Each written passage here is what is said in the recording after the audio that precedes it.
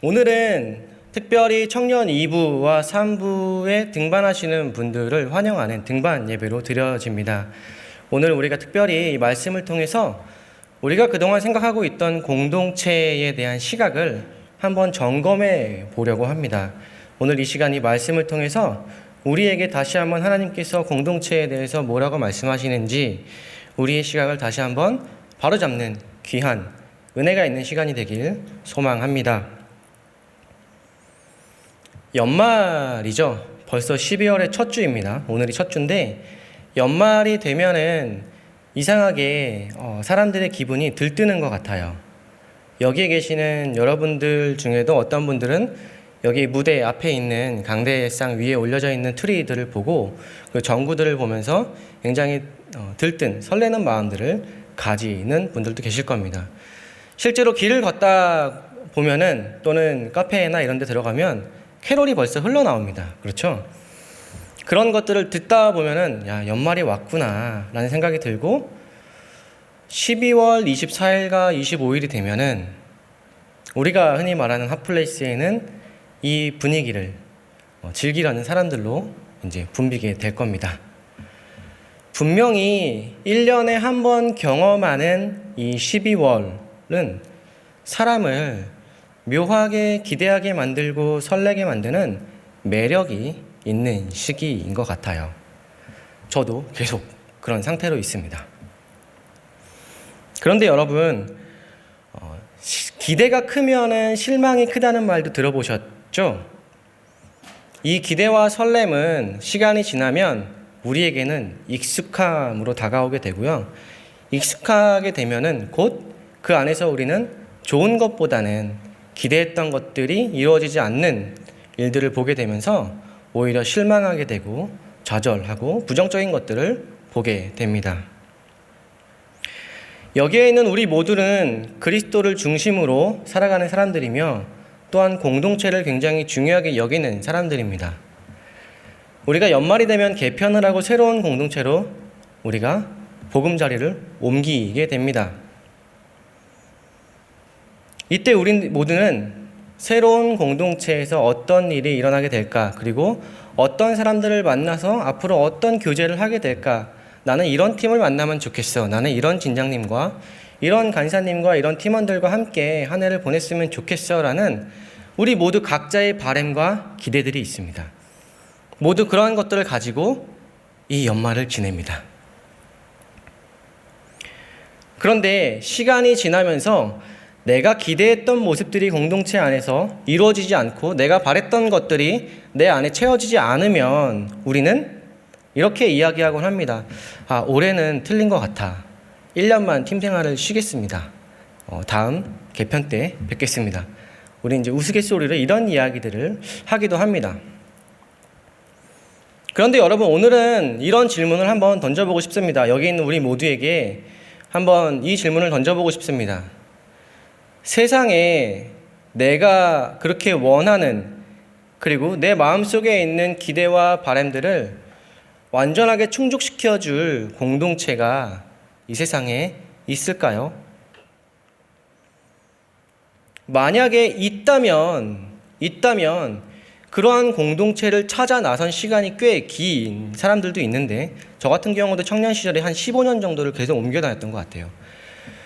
그러면 한 번쯤은 만나봤어야 되지 않을까. 그리고 그런 공동체 안에 내가 정착을 했어야 하는 게 맞지 않을까 하는 생각이 듭니다. 그리고 정말 성경에서 말하는 우리가 그렇게 꿈꾸는 이상적인 공동체가 이 땅 가운데 어디 있다면 분명히 그곳은 소문이 나도 진작에 났어야 됩니다. 그리고 그러한 것들을 꿈꾸는 사람들이 모두 그것으로 몰려갔어야만 합니다. 그렇죠?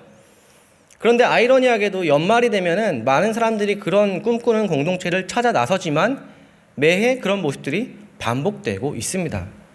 그러면 분명히 우리는 한번 깊이 고민해 볼 필요가 있는 것 같아요. 과연 그런 공동체는 있는가? 그리고 내가 공동체에 대해서 가지고 있는 나의 시각은 과연 건강한가? 오늘은 여기에 대한 것들을 이 말씀을 통해 한번 살펴보려고 합니다. 벌써부터 좀 무겁나요? 무겁지 않게 가겠습니다, 여러분. 자, 오늘 본문은 마태복음 11장 12절입니다. 딱 한 구절인데 이 구절은 성경에서 해석하기 정말 어려운 구절 중에 하나입니다. 너무 어려워서 설교할 때도 여러분 이 구절 가지고 설교를 들어본 적이 거의 없으실 거예요. 인터넷이나 유튜브를 쳐도 잘 나오지 않습니다. 왜냐하면 여기에 대한 해석이 너무나도 분분하기 때문입니다. 고대 헬라어에는 여러분 우리가 언어를 사용할 때 언어에는 능동태와 수동태가 있죠. 그렇죠. 그런데 고대 헬라어에는 중간태라는 게 있습니다. 중간태는 뭡니까 목사님? 수동태의 모습을 띠고 있는데 분명히 수동태의 모습을 띠고 쓰여져 있어서 수동태의 의미로 해석을 했더니 해석이 안 되는 겁니다. 문맥이 안 맞아요. 그래서 이거를 능동태의 의미로 해석을 했더니 해석이 맞는 겁니다.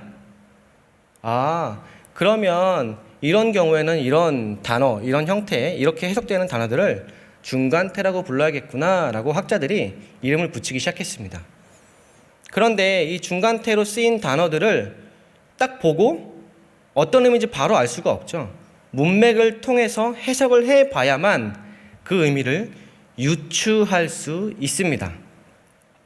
그런데 더 문제는 뭐냐면 오늘 이 본문에 쓰인 천국은 침노를 당하나니 라는 여기에 침노를 당한다 라는 단어가 바로 이 케이스에 해당됩니다. 근데 더 심각한 문제는 뭐냐면 이 단어가 수동의 의미로도 해석이 되고 능동의 의미로도 해석이 된다는 겁니다. 그래서 많은 사람들이 여기에 대해 어떤 의미가 더 올바른 해석인가를 오래전부터 쭉 고민해 왔고 그 두 가지 해석에 대해 사람들이 의견이 갈려져 있습니다. 지금도 여전히 두 부류로 나눠져 있습니다.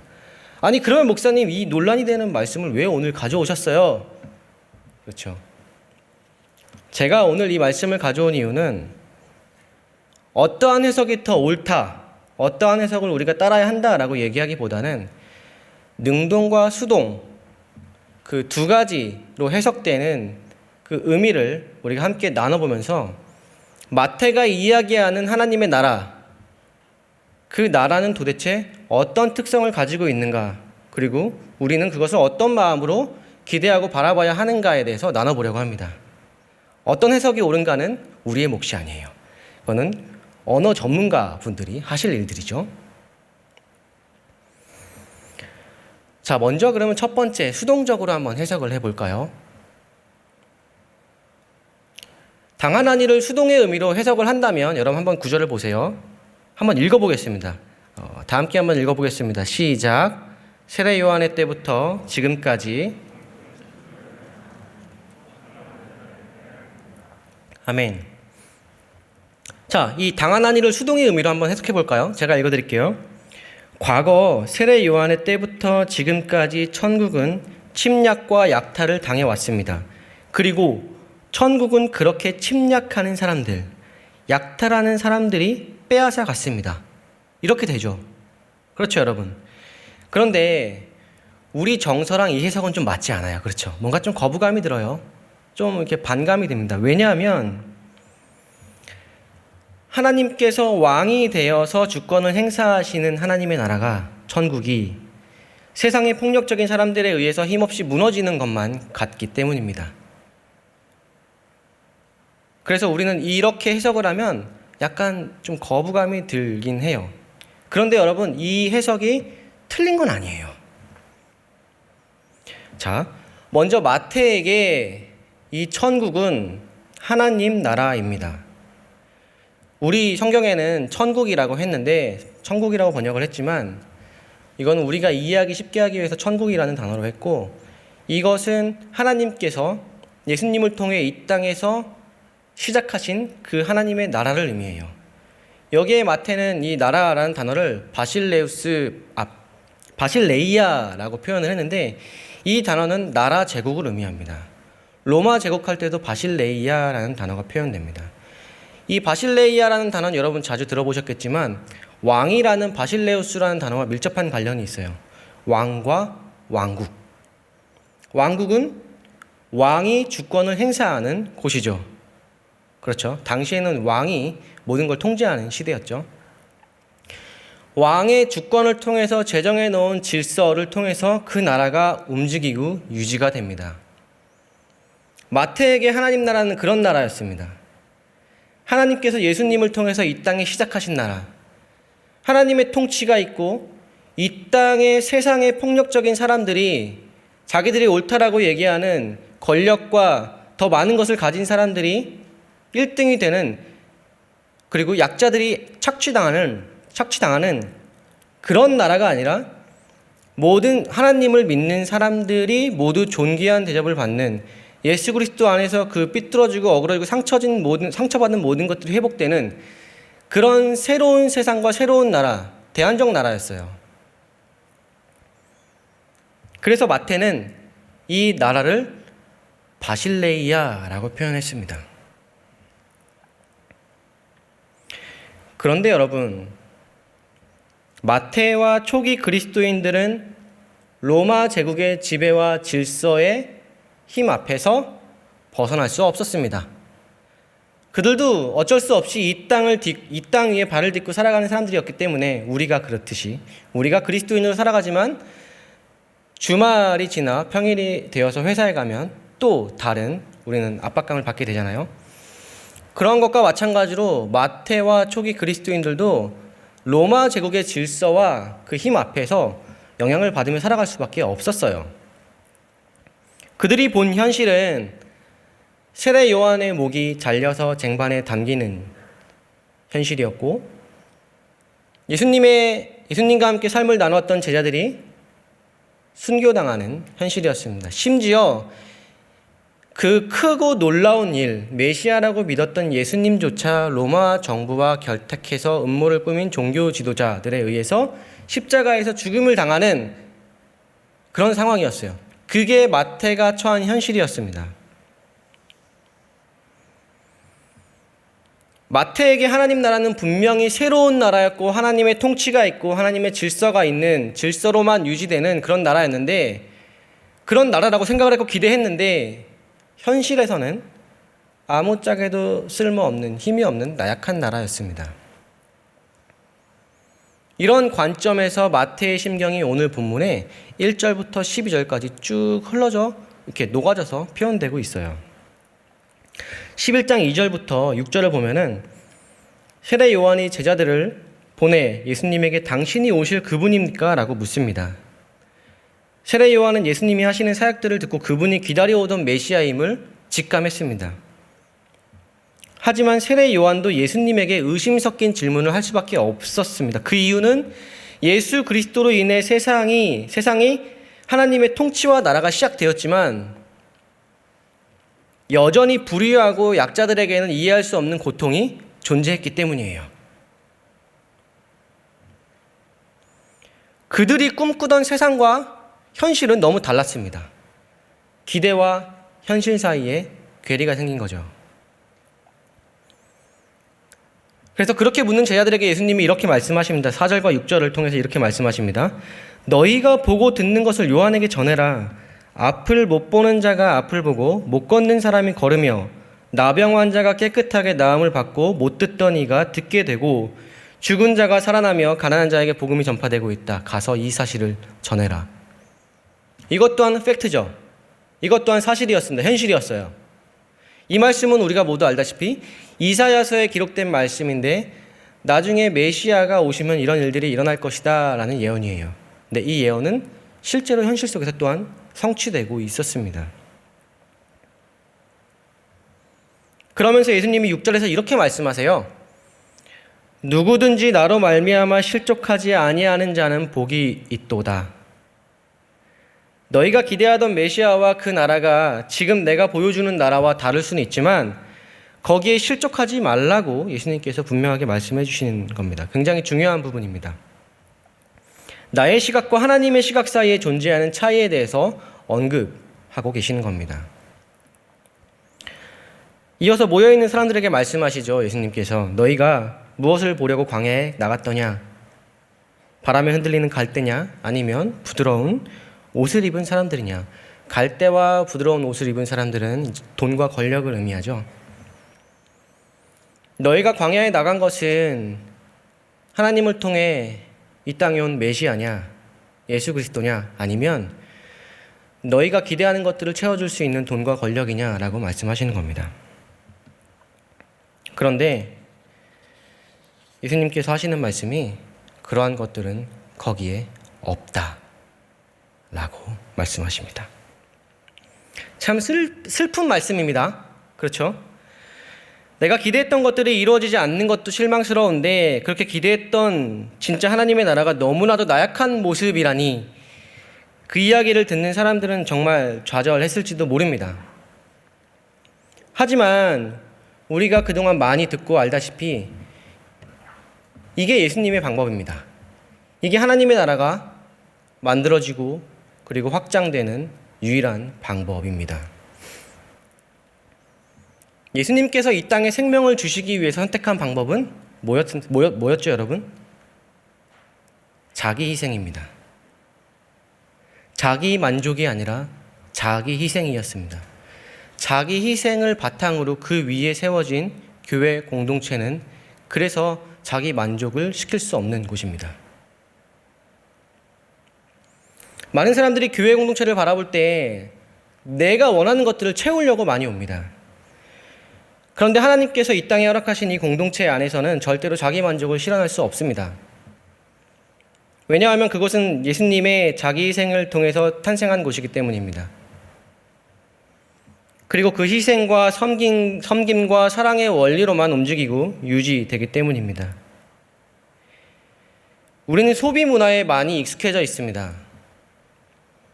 그래서 내가 쓰는 시간과 돈, 노력만큼 그에 맞는 대우를 받아야 된다라고 우리는 무의식 중에 생각하고 기대하고 있어요. 그리고 그런 생각을 가지고 우리도 모르게 우리는 공동체 안에서 그렇게 행동합니다.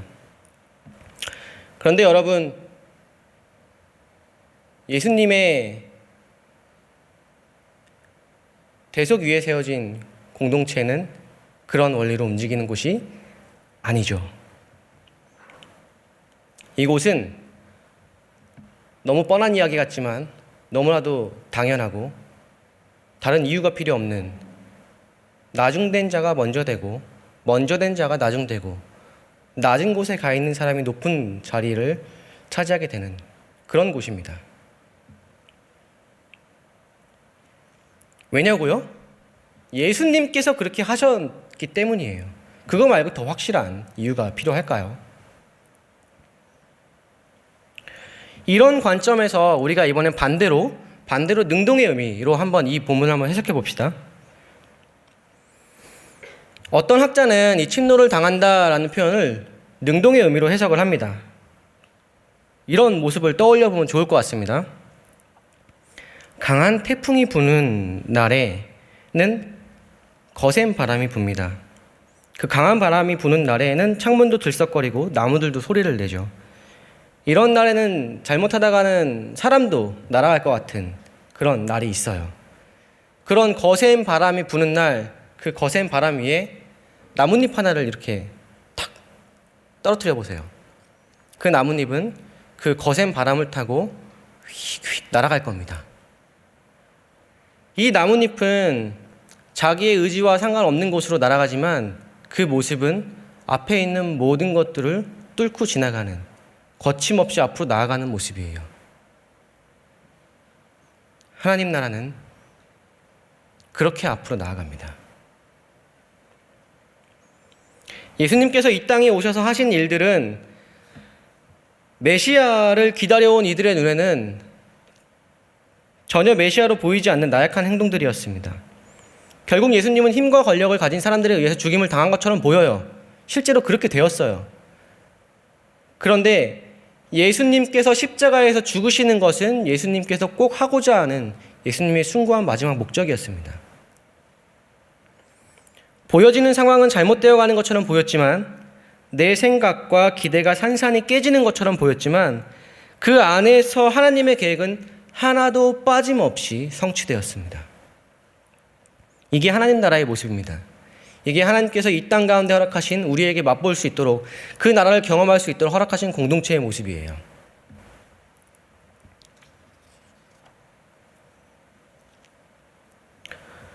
누가가 이러한 특성을 아주 잘 표현했습니다. 누가복음 16장 16절을 제가 읽어드리겠습니다.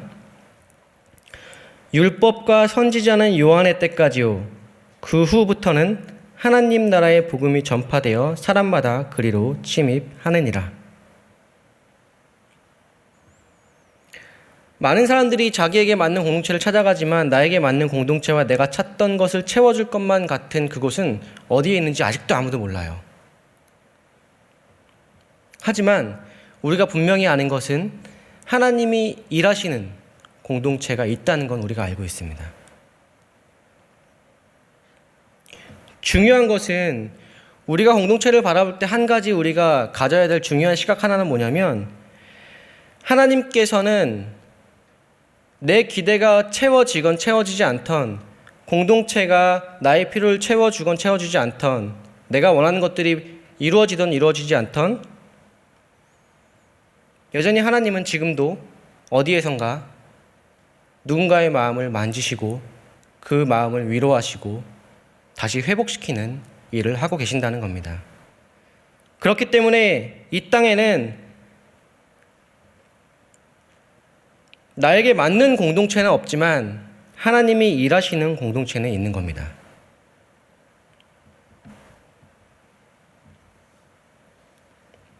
그래서 오늘 제목이 뭐죠, 여러분? 어디에도 있고 어디에나 있고 어디에도 없다. 우리는 교회에 다 사랑을 받으려고 와요. 그렇죠, 여러분? 관심을 받고 싶어서 간사님과 진장님과 리더들과 또 팀원들에게 나에게 좀 관심을 줘라는 그런 표현들을 의식적이건 무의식적이건 합니다. 그런데 여러분 그거 아세요? 교회에 오는 모든 사람들이 관심을 받길 원해요. 사랑을 받길 원합니다.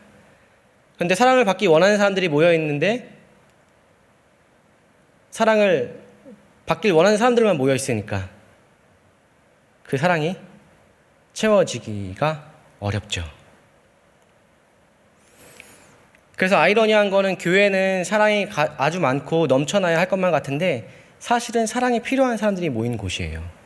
그래서 이 안에서 서로를 사랑한다는 그 말은 자연스럽게 일어나는 일이 아닙니다. 서로를 사랑하라는 예수님의 그 사도 요한의 말을 우리가 실천하려면 부단한 노력과 부단한 훈련과 인내가 필요해요. 너무 자연스럽게 일어나는 게 아니에요. 그것은 결단으로 시작하고 인내로 유지되며 지혜로 성숙하는 것입니다. 그게 우리 가운데 있는 공동체의 사랑입니다. 이것은 훈련하고 배워야 하는 것이에요. 교회는 그 사랑을 배워가는 곳입니다. 그래서 사실 사랑 전문가들이 모여 있어야만 할 곳이 위선적이고 부족하고 남을 욕하며 마음대로 하고 때로는 거칠게 행동해서 남에게 상처를 주는 그런 일들도 있는 겁니다.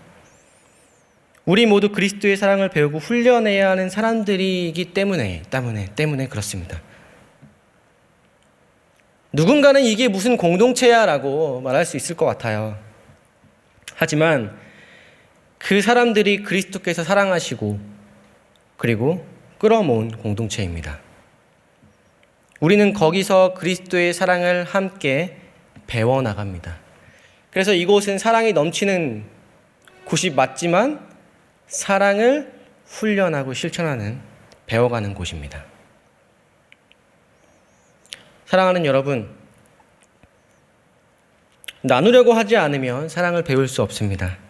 오늘 이 귀한 말씀을 가지고 우리가 하나님 나라의 특성과 공동체가 어떻게 움직이는지, 우리가 어떤 시각으로 바라봐야 하는지를 나누었습니다. 하나님 사랑과 이웃 사랑은 하나인 것을 기억하면서 새롭게 만나는 공동체에서 여전히 눈에 보이지 않을지라도 일하시는 그 하나님을 기대하면서 함께 그리스도의 몸됨을 만들어가는 귀한 한 해가 되기를 간절히 축복합니다. 제가 기도하겠습니다. 참 좋으신 하나님 아버지, 우리에게 생명을 주시고 이 땅에 발을 딛고 살아갈 수 있도록 기회를 주시니 감사드립니다. 언젠가 우리가 하나님을 마주 대하며 지난 날들을 돌아볼 수 있는 기회가 주어진다면 그때는 지나온 걸음 속에서 변함없이 나와 함께 걸어오신 그 하나님을 발견하길 원합니다. 외로운 순례자의 여행을 이 땅에서 살아가고 있지만 예수님의 사랑을 가슴에 품은 동역자들과 하나님 나라의 공동체를 이루며 그 나라를 향하여 아름답고 힘차게 그 섬김의 걸음을 뗄 수 있도록 주님 인도하여 주시옵소서. 우리 인생의 주인 되시는 그 하나님의 마음과 꿈이 우리의 매일매일의 기대와 설렘이 되게 하여 주옵소서.